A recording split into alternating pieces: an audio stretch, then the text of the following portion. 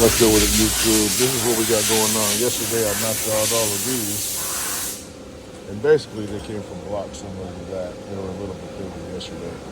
Today we're going to knock these up using these blocks, and it's about an 11-minute process. So we just load 2 of these at a time in the mill, and we let it do its thing.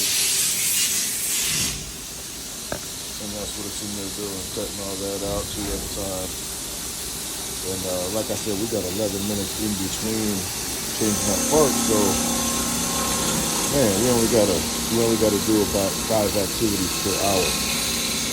The rest of the time we're watching Hulu, Netflix, or HBO Max, or Amazon Prime or something.